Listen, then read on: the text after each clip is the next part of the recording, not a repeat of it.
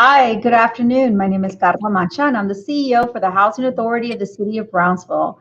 And if this is your first time joining us, well, welcome and thank you for being part of HACB's virtual reading events. And if this is not your first time and you've been joining us every other Thursday, thank you for doing that. As you know, we have been doing this virtually since now a year. And when the time is right and it's safe, we look forward to seeing you again in person. But for now, we are holding our reading events virtually. And we want to thank all of our guest readers who have been participating throughout the entire year, helping us out to bringing you the reading of a new book every other Thursday. And today we have another very special partner to the Housing Authority, Mr. Ben Peña. Hi, Ben. How are you? Hey Carla, how are you? I'm I'm good. doing good. Thank you, Ben. Thank you for doing this for us and our kids. So just a little bit about Ben. So Ben is an accountant and auditor for Burton McCumber Longoria, and this is a very successful accounting auditing firm here in the Valley. And Ben, I understand that you have been in this field now since, is it 1996? Yes. Yes. So what is it that you like about being an accountant and auditor? So, surprisingly, most people think that being an accountant, that means that you must enjoy numbers. And while the reality is that accountants deal with numbers on a day-to-day basis, it's actually the people that you work with that make this job, much more enjoyable. And, math, if you look at the math that accountants use, it's really very basic math. But what really makes this fascinating is language arts, literature, understanding concepts by way of reading. And so, um, literature and reading is I think even much more important than the numbers itself, so to speak. And so, I enjoy that as well. I enjoy meeting new people, helping people, and being a part of their success. And so that's really the what I enjoy about my job. Well, we have enjoyed working with you and your team all these years, I think since 2013. And we are very, very fortunate to have a great partnership with Firm Cumberland Korea. So again, thank you for doing this. And before you start reading, there's something that I saw in your bio and that we've talked about before, and that's some of the hobbies that you like. And one of your hobbies is metal detecting. So can you please explain to our audience what is metal detecting and why do you like it? So metal detecting is a little bit is like going on an adventure. And so basically what we do is we take a metal detector and we'll go to a park or we'll go even to the beach. And you'll scan the ground and oftentimes you'll find little coins. You'll find interesting artifacts of that oftentimes take you back into history. And so basically you're looking for metal in the ground that people have either dropped or left behind or what have you. And so I enjoy that a lot. So what's the most valuable thing that you have found? A quarter. All right, so I guess, boys and girls, metal detecting is not a way to make a No, living. Well, it's Ben, mostly for fun. Mostly for got it, fun. got it. Well, stick to your day job, Ben. You are I great will. at it. Okay, so what book are you going to read today? So today I'm reading uh, Margaret and H.A. Ray's Curious George Saves His Pennies. I love Curious George. All right. Well, go Yeah. ahead. I love Curious George. Go ahead and start. Okay. Come along with me on a journey. George was a good little monkey and always very curious, as you know about Curious George, especially when he was in Tammy's toy store. There you go. There's Tammy's toy store. There were so many things to wonder about, such as pogo sticks and skateboards, snow globes and kaleidoscopes, and even finger traps. But George's favorite thing to do in the toy store was to play at the train table. And today there was a new train. Its wood was painted bright red, and it had a real working whistle. And so there's the train table. You see that? There it is, the red train. He's got his eye on it. George held it up to show his friend, the man with the yellow hat. Not today, his friend said. We're looking for a birthday present for Noah. Remember, he's turning 5. What do you think of this? And so he's going to buy him a hula hoop for Noah. George helped his friend pick out a yellow and green hula hoop. While Tammy, the shopkeeper, wrapped the present for the birthday party, George wandered back to the train table. Uh-oh. So here's George back at the train table, and now he's got that red train that he really likes.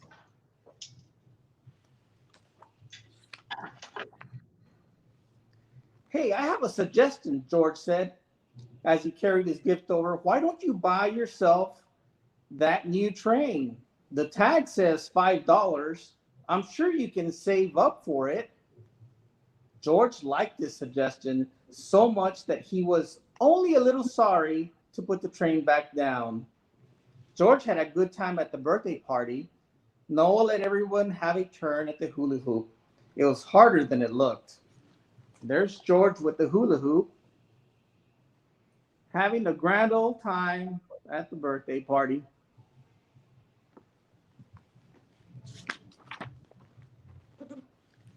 As soon as George got home that afternoon, he took his piggy bank down from his dresser. He opened the small plug at the bottom and shook. Out tumbled a nickel. George ran to show the coin to his friend. There he is, trying to get the coin from his piggy bank. You have 5 cents, said the man with the yellow hat. I'll give you your allowance early this week. Don't spend it on candy, he said. You have to save it up. The man gave George 2 quarters. Here's 50 cents, he says. Now you have 55 cents. You have only $4.45 to save. Although George wasn't quite sure how much money that really was, but it sounded like a lot.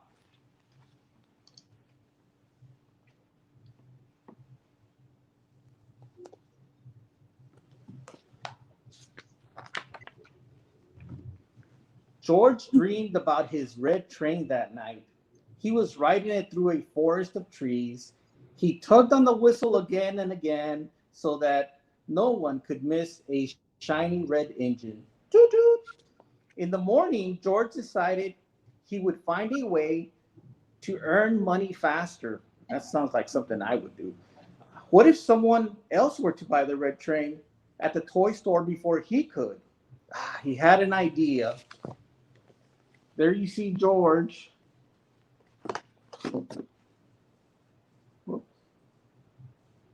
With his idea. George found 5 pennies and a dime in the sofa underneath the cushions. He found a nickel under his bed. His piggy bank jingled nicely that evening. He had 75 cents saved. 1 more quarter and he would have $1. The next morning, George had another idea. He would get a job. Luckily for George, his neighbor, Mr. Reddy, needed help raking leaves. George worked all morning long, gathering armfuls of red, brown, gold leaves to add to a growing pile at the center of the yard. Mr. Reddy brought out lemonade for the 2 to share. While his neighbor rested on the sun porch swing, George climbed the tree. Uh-oh, nothing good can come out of that. There's George climbing up the tree. The pile of leaves looked tempting from above. George wondered what would happen. That does look like fun, doesn't it? Before he finished wondering, he had swung out of the branches and right into the center of the pile. The leaves crushed and crumbled and swooshed and swirled. What an adventure. I'm sure there was leaves all over the place. What hard work it was raking the leaves back up. But at the end of the day, Mr. Reddy paid him $2. George had $2.75 saved. That was almost $3. There he is getting paid for his hard work.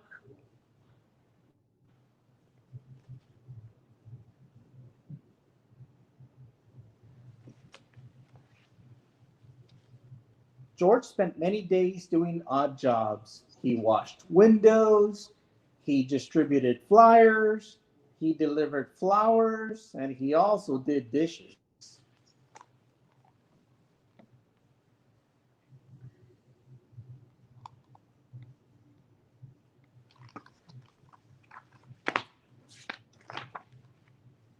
At the end of the week, George finally had $5. Hooray! I'm proud of you, George, said the man in the yellow hat. You saved all that money all by yourself. You've sure earned that train. The change clinked merrily in the piggy bank as George set off to the toy store. The autumn day was bright and clear and not very cold, and George walked by the park. Uh-oh. Here's George and the man with the yellow hat. And he's on his way to the toy store and he passes by the park. The neighborhood children were playing with a windsock. Suddenly, it got stuck in a tree and they needed George's help. George carefully set his piggy bank down on a nearby park bench where he could keep an eye on it. Uh-oh, that looks like trouble. But little monkeys sometimes forget, and as George began to play with the children, he forgot to check that his bank was still at the bench. There he is, putting his piggy bank on the bench. Hopefully, he won't forget for too long.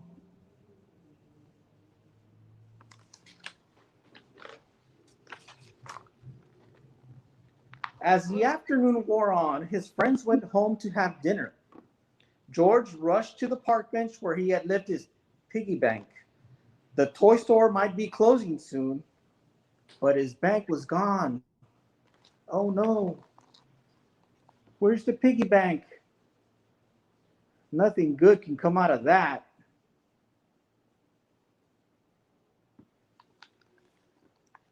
Maybe George had the wrong bench.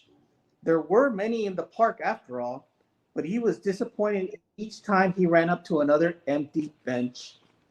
There's a lot of benches at the park, but none of them have his piggy bank. Oops. Keep your eye on your piggy bank. George walked home sadly. He wondered how long it would take him to save $5 again. As George passed the toy store, he happened to look through the window. He couldn't believe his eyes. A little girl was holding his piggy bank. Over at Tammy's toy store. George rushed into the toy store just as the girl's mother was saying, "We found this across the street and waited for its owner, but it's getting late. We saw that it has the name of your store at the bottom. Can you keep it in case someone comes in to claim it? Like perhaps a little monkey?" George jumped up and down on the counter. "Why, George," Tammy said, "is the piggy bank yours? You're lucky Hannah and her mother found it." There it is. "Hey, that's my piggy bank."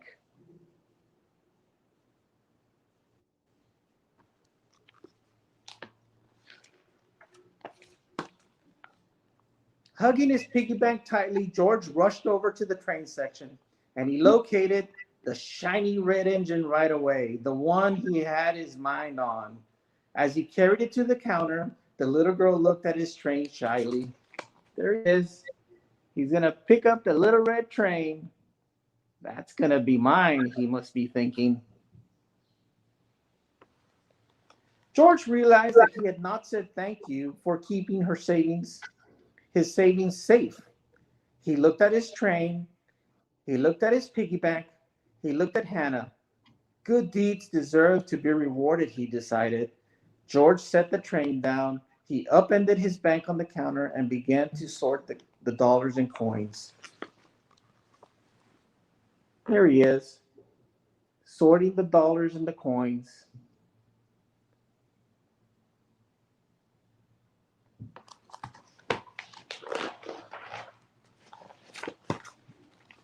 George and Hannah walked out of the toy store that day, each carrying a train.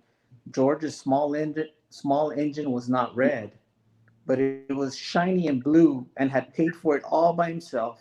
And best of all, he had a new friend who loved to play with train almost as much as he did. That was nice of George. He bought his friend a train as a reward for finding his savings piggy bank. That is really neat. That's it. That's how Curious George saved up for his train, not only for him, but for his friend. It's always very important to do good things for other people who help you, That's right? right. That's right. That's why I took away from the story. And I also took away that if Curious George had a hobby of metal detecting, he could have found another quarter to make $3 Or more quarters. or more. Awesome. Well, thank you again, Ben, for being with us this afternoon and for giving of your time to do this. For doing this for our kids. You're most welcome. I enjoyed it. Thank you. And thank you everyone for joining us. And please stay tuned to our HACB every other Thursday, our reading events. And you can get more information about HACB from our Facebook and also from our webpage. Everyone have a great afternoon. Bye. Bye bye.